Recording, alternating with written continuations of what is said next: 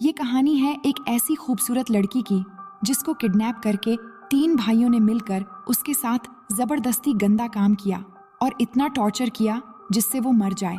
लेकिन क्या फिर वहां से वो बचकर आ पाती है या नहीं, देखेंगे हम आज की इस पूरी कहानी में। और इस कहानी का पार्ट 1 हमने पहले ही चैनल में अपलोड कर दिया है, जिसकी लिंक आपको पिन कमेंट पर मिल जाएगी। और आप लोगों के प्यार भरे कमेंट्स के डिमांड पर हम पार्ट 2 भी लेके आए हैं।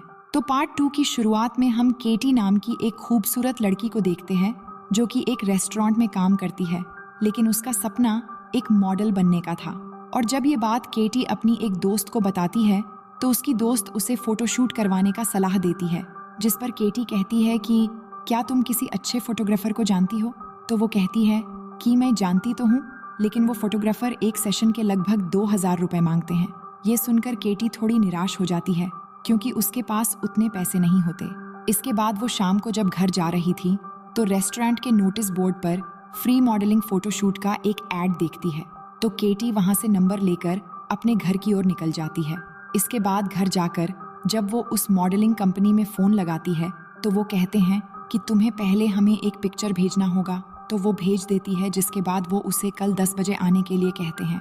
अब अगली सुबह केटी उस फोटोशूट वाली जगह पर पहुंचती है जहां पहले से ही फोटोशूट चल रहा था। और वहां जाकर केटी की मुलाकात 3 लड़कों से होती है जिनके नाम होते हैं ईवन, जॉर्जी और निक। अब यहाँ पर केटी फोटोशूट के लिए अपने साथ कुछ एक्स्ट्रा ड्रेस लेकर आई थी, जिनमें से ईवन एक ड्रेस को सिलेक्ट करता है और उसे चेंज करके वही ड्रेस पहनने को कहता है। इसके बाद वो ड्रेस चेंज करके आती है और उसका फोटोशूट होता है। लेकिन बाद में ईवन उसकी कुछ फोटोज शूट के बाद रुक जाता है और केटी से थोड़ी और छोटी ड्रेस पहनने को कहता है। लेकिन केटी को ये सही नहीं लगता, इसलिए वो मना कर देती है। पर ईवन उसे मनाने की कोशिश करता है और कहता है कि मॉडल बनने के लिए ऐसा ही करना पड़ता है, और अगर तुम्हें मॉडल बनना है तो तुम्हें भी ऐसा ही करना पड़ेगा। लेकिन केटी को ये सब बिल्कुल भी सही नहीं लगता, इसलिए वो वहां से सॉरी कहकर चली जाती है। अब अगली सुबह जब केटी जॉगिंग से आती है तो कोई उसके दरवाजे पर नॉक करता है। तो केटी दरवाजा खोलकर देखती है तो वहां जॉर्जी होता है, जो उसे एक पेन ड्राइव देने आया था जिसमें केटी की फोटोज है। लेकिन केटी मना कर देती है और कहती है कि मुझे फोटोज नहीं चाहिए। पर जॉर्जी कहता है कि ये फोटोज बहुत अच्छे आए हैं और हमने तुम्हारी प्राइवेसी ध्यान में रखते हुए अपने ड्राइव से फोटोज डिलीट कर दिए हैं। जिसके बाद केटी पेन ड्राइव लेकर दरवाजा बंद कर लेती है। लेकिन यहाँ हम देखते हैं कि असल में जॉर्जी ने झूठ बोला था कि उसके फोटोज डिलीट कर दिए गए हैं, क्योंकि वो केटी की फोटोज देख रहा था और उसे मन ही मन केटी पसंद आ गई थी। वहीं हम केटी को देखते हैं जो रात में ब्रश करके अपने रूम में सो जाती है। लेकिन रात में जब उसकी आंख खुलती है तो वो देखती है कि जॉर्जी उसकी फोटो ले रहा है। ये देखकर वो बहुत ही गुस्सा हो जाती है और उसे बाहर निकलने को कहती है। लेकिन जॉर्जी उसकी बात नहीं सुनता, इसलिए वो एक इलेक्ट्रिक गन से उस पर अटैक कर देती है, जिससे जॉर्जी नीचे गिरकर कांपने लगता है। तो केटी वहां से बाहर भागने लगती है, लेकिन बाहर निकलने से पहले ही जॉर्जी आकर उसे पकड़कर फिर से घर के अंदर ले आता है और उसकी सर फ्लोर पर मार मार कर उसे अधमरा कर देता है। उसके बाद उसके मुंह में एक कपड़ा डाल देता है और वायर लेकर उसके हाथ पैर बांधकर उसके साथ जबरदस्ती करने लगता है। लेकिन ये सब हलचल सुनकर केटी की पड़ोसी वहां आ जाता है और उसके आते ही जॉर्जी उस पर हमला करके उसे बेरहमी से मार देता है। इसके बाद वो दरवाजा लॉक करके केटी के साथ जबरदस्ती गंदा काम करने लगता है। केटी जोर जोर से चिल्ला रही होती है, लेकिन वो उसकी एक भी नहीं सुनता और अपना हवस पूरा करके ही रुकता है। अब ये सब होने के बाद जॉर्जी को एहसास होने लगता है कि उससे जल्दबाजी में कितनी बड़ी गलती हो गई। इसीलिए वो कॉल करके अपने दोनों भाई ईवन और निक को बुलाता है। और जब वो वहां आते हैं तो ईवन सबसे पहले तो जॉर्जी पर बहुत गुस्सा होता है कि तूने ये किया कांड कर दिया है। लेकिन फिर ईवन प्लास्टिक के बैग लेकर दोनों को हाथ में पहनने के लिए कहता है और घर के सभी सामान पहले जैसा ही सेट करके सभी जगह से जॉर्जी के फिंगरप्रिंट्स भी मिटा देता है। और इसके बाद जॉर्जी ने जिस चाकू से केटी के पड़ोसी को मारा था, वो चाकू केटी के हाथ में देकर फिर से उस चाकू को उसके पड़ोसी की डेड बॉडी के पास में रख देता है, ताकि सबको ये लगे कि केटी ने ही अपने पड़ोसी को मारा है। इसके बाद वो केटी को जबरदस्ती ड्रग्स खिलाकर बेहोश करके तीनों उसे गाड़ी में डालकर कहीं लेकर चले जाते हैं। इसके बाद जब केटी की आंख खुलती है तो वो देखती है कि होश आने से पहले ही निक उसके साथ गंदा काम कर रहा है और वो बहुत ही बुरी तरह से बंधी हुई हैं। पर तभी जॉर्जी वहां आ जाता है और निक को केटी से दूर कर देता है, जिसके बाद केटी प्यास के मारे पानी पानी कहने लगती है। लेकिन निक बेरहमों की तरह केटी के ऊपर पेशाब कर देता है। तभी जॉर्जी उसे फिर से रोकने लगता है, जिससे दोनों के बीच हाथापाई शुरू हो जाती है। और तभी वहां इवन आकर दोनों को रोक लेता है, जिसके बाद तीनों भाई केटी को वहीं रखकर चले जाते हैं। अब आगे हम देखते हैं कि जॉर्जी केटी को पहनाने के लिए एक ड्रेस और जूते लेकर आता है और केटी की हथकड़ी खोलकर वो ड्रेस उसे पहनाता है। लेकिन जब वो जूते पहनाने वाला होता है तभी केटी एक बाल्टी से उस पर अटैक कर देती है, जिसके बाद वहां के एक खिड़की से वो बाहर निकल जाती है और भागते भागते सड़क में आकर लोगों से मदद मांगने लगती है। लेकिन कोई भी उसकी मदद नहीं करता। तभी वहां पर एक पुलिस वाला आता है और साथ में एक डिटेक्टिव भी आ जाता है, जिसके बाद वो डिटेक्टिव केटी को अपने कार के अंदर बैठाकर उसे पूछता है कि तुम कहाँ पर रहती हो। तो वो बताती है कि मैं न्यूयॉर्क में रहती हूँ। फिर डिटेक्टिव उसे बताता है कि लेकिन तुम तो अभी बुल्गारिया में हो। ये सुनकर वो बहुत घबरा जाती है। इसके बाद डिटेक्टिव केटी को अपने ऑफिस ले आता है और उससे पूछताछ करने लगता है। लेकिन केटी कहती है कि मुझे अमेरिकन एम्बेसी जाना है। तभी वहां पर एना नाम की एक औरत आती है जो डिटेक्टिव से कहती है कि मैं केटी से अकेले में कुछ बात करना चाहती हूँ, तुम फिलहाल बाहर जाओ। फिर डिटेक्टिव के जाने के बाद एना उसे अपना नाम बताती है और कहती है कि मैं एक NGO चलाती हूँ जो ऐसे ही जरूरतमंद लड़कियों की मदद करता है। और वो कहती है कि जो भी तुम्हारे साथ हुआ है मैं वो तकलीफ समझ सकती हूँ। जिसके बाद वो केटी को अपने हाथ पर बने हुए कुछ निशान दिखाती है और कहती है कि मैं भी ये सब झेल चुकी हूँ। इसके बाद केटी एना से कहती हैं कि किया तुम मुझे एम्बेसी ले जा सकती हो। जिस पर एना कहती है हाँ तुम चिंता मत करो, मैं तुम्हें एम्बेसी लेकर जाऊंगी। फिर रास्ते में एना केटी से कहती है कि एम्बेसी जाने के बाद वो लोग तुम्हें तुरंत नहीं भेजेंगे, पहले पूछताछ करेंगे, रिपोर्ट लिखेंगे और इसमें बहुत समय लग सकता है। इसीलिए पहले तुम मेरे घर चलो और एम्बेसी मेरे घर के पास में ही है। वहां मैं तुम्हें कुछ अच्छे कपड़े दूंगी और तुम नहा भी लेना।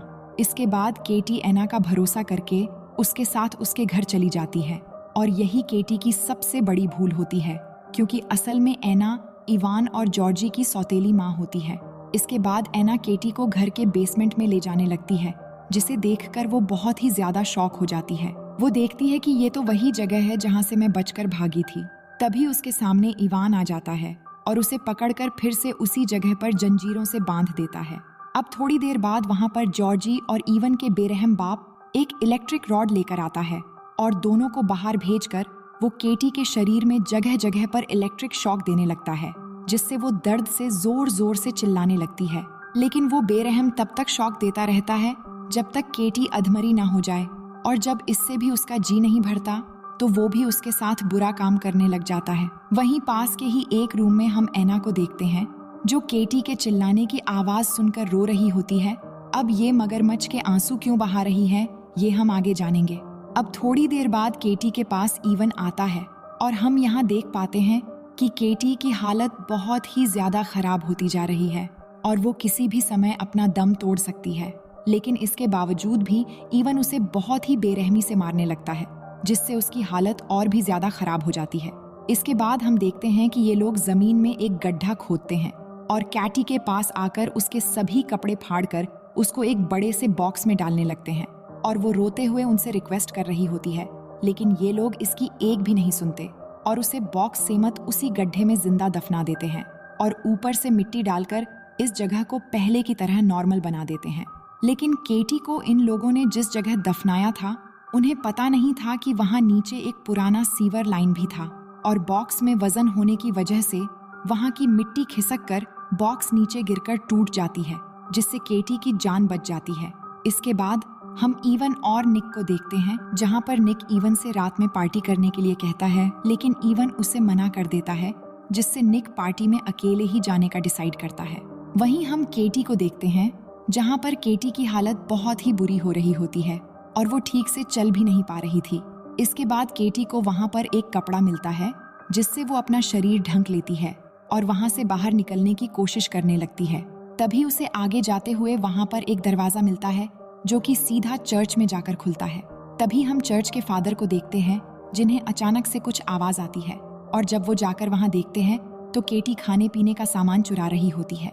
जिसके बाद फादर उसे चोरी करने के लिए मना करते हैं और उसे खाने पीने के कुछ सामान और कपड़ों के साथ साथ एक बाइबल भी देते हैं। इसके बाद केटी वहां से सामान लेकर चली जाती है और फादर समझ जाते हैं कि इस लड़की के साथ जरूर कुछ बुरा हुआ है।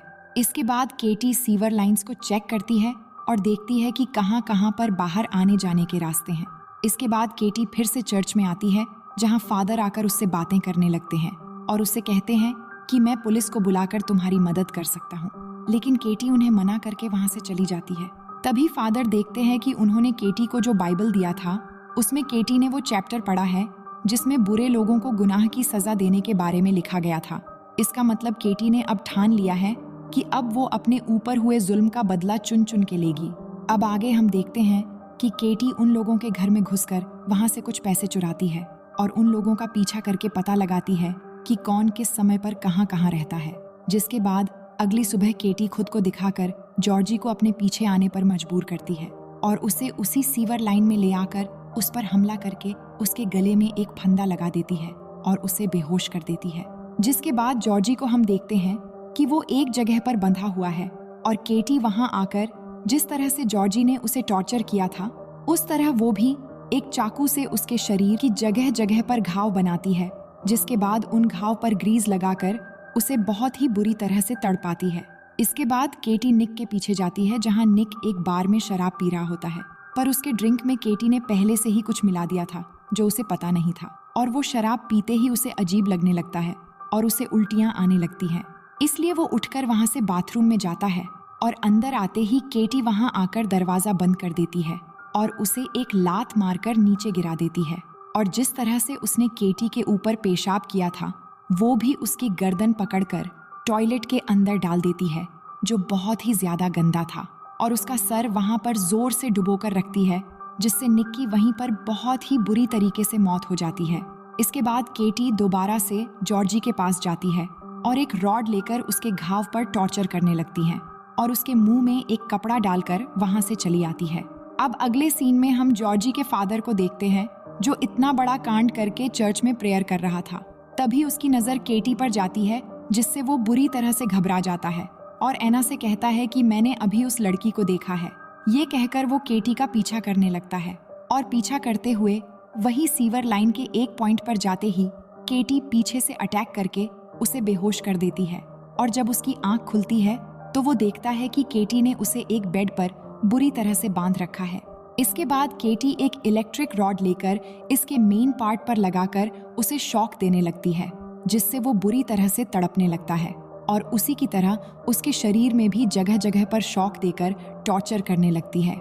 इसके बाद केटी वहां पर रखी एक इलेक्ट्रिक शॉक मशीन से 2 वायर लेकर उसमें से एक वायर उस बेड पर लगाती है और दूसरा उसके मुंह में डाल देती है। जिसके बाद जब वो मशीन ऑन करती है तो उसे जोर का इलेक्ट्रिक शॉक लगता है, जिससे उसके मुंह और शरीर से धुआं निकलने लगता है और इस तरह तकलीफ से गुजरते हुए इस कहानी के सबसे बड़े पापी की यहीं पर मौत हो जाती है। इसके बाद हम एना को देखते हैं कि जब वो अपने घर पहुंचती है तो उसे वहां पर सारा सामान बिखरा हुआ दिखाई देता है और तभी उसे नीचे बेसमेंट से म्यूजिक की आवाज आती है। जिसके बाद जब एना चेक करने जाती है तो पीछे से केटी आकर उसे धक्का मारकर नीचे सीवर लाइन में गिरा देती है और फिर उसे एक बॉक्स में डालकर हाथ बांध देती है। इसके बाद जब एना की होश आती है तो वो खुद को बंधा हुआ और सामने अपने बेटे जॉर्जी को जख्मी हालत में देखती है, जो देखकर एना जोर जोर से रोने लगती है। तभी केटी उस बॉक्स का कवर लेकर आती है और एना के सर पर बार बार मार के उसे बेहोश कर देती है। वहीं जब इवन घर आता है तो देखता है कि घर का सारा सामान बिखरा हुआ है। जिसके बाद वो बेसमेंट में जाता है और उसी गड्ढे से सीवर लाइन में पहुंच जाता है और वहां पहुंचकर वो जॉर्जी को बहुत ही बुरी हालत में देखता है। तभी पीछे से केटी आकर उसके सर पर मार के उसे बेहोश कर देती है। इसके बाद सीन शिफ्ट होती है और हम चर्च के फादर और डिटेक्टिव को देखते हैं, जहां पर फादर उसे केटी के बारे में बता रहे थे। जिसके बाद डिटेक्टिव फादर से कहता है कि मैं केटी को जानता हूँ, क्योंकि वो पहले भी मेरे पास मदद के लिए आई थी, लेकिन बाद में कुछ ऐसा हुआ जिससे मैं उसकी मदद नहीं कर पाया, पर अब मैं उससे मिलना चाहता हूँ। इसके बाद फादर डिटेक्टिव को उसी दरवाजे तक लेकर आते हैं जहाँ से केटी बचकर पहली बार चर्च में आई थी। फिर डिटेक्टिव केटी को ढूंढते हुए वहाँ से आगे बढ़ने लगता है। वहीं हम इवन को देखते हैं जिसको केटी ने बांध रखा होता है। तभी उसके पास में पड़े बॉक्स के अंदर से एना की आवाज सुनाई देती है, तो वो उसे चुप रहने को कहता है, जिस पर केटी कहती है कि तुम्हें अपनी माँ से इस तरह बात नहीं करनी चाहिए। तो इवन कहता है कि वो मेरी माँ नहीं है, क्योंकि मेरी माँ के गुजरने के बाद मेरे बाप ने तुम्हारी तरह ही उस औरत को किडनैप किया और कई बार उसके साथ जबरदस्ती करने के बाद जॉर्जी पैदा हुआ और तभी से वो हमारे साथ ही रहने लगी। इसके बाद केटी बॉक्स के पास जाकर एना को खोलती है और उसे कहती है, सबसे बड़े पापी तो तुम हो। तुम चाहती तो मुझे बचा सकती थी, लेकिन तुमने ऐसा नहीं किया और न जाने तुमने कितनी लड़कियों को इन दरिंदों का शिकार बनने दिया। इसलिए अब देखो अपने बेटे जॉर्जी की बदतरीन हालत। जिसके बाद उसी के सामने ही जॉर्जी दर्द से जूझता हुआ आखिरकार अपना दम तोड़ देता है, जिसके बाद वो एना की बॉक्स एकदम से लॉक कर देती है। इसके बाद केटी फिर से इवन के पास आती है और उसके अखरोट को एक शिकंजे में फंसाकर उसे टाइट करने लगती है, जिससे इवन दर्द से चिल्लाने लगता है। लेकिन केटी उसकी एक भी नहीं सुनती और तब तक उस शिकंजे को टाइट करती रहती है जब तक उसके अखरोट बुरी तरह से फट नहीं जाते। तभी डिटेक्टिव वहां आ जाता है और केटी को ये सब करने से मना करता है, पर तभी अचानक इवन उठ जाता है और पीछे से केटी का गला दबाने लगता है। ये देखकर डिटेक्टिव इवन के सर में गोली मार देता है और उसका काम तमाम हो जाता है और आखिर इवन के मरने के बाद केटी की इंतकाम पूरी हो जाती है। इसके बाद केटी वहां से जाने लगती है तो डिटेक्टिव उसे सॉरी कहता है, क्योंकि शुरुआत में उसने मदद नहीं कर पाया था। अब कहानी के आखिर में हम केटी को अमेरिकन एम्बेसी जाते हुए देखते हैं और इसी के साथ ही ये कहानी यहीं पर खत्म हो जाती है। तो दोस्तों, उम्मीद है कि आपको केटी की कहानी बहुत पसंद आई होगी। और वैसे आपको क्या लगता है, क्या केटी ने इनको मार के अपना बदला लेकर सही किया या गलत? कमेंट करके हमें ज़रूर बताएं। तो मिलते हैं एक और नई शानदार कहानी के साथ, तब तक के लिए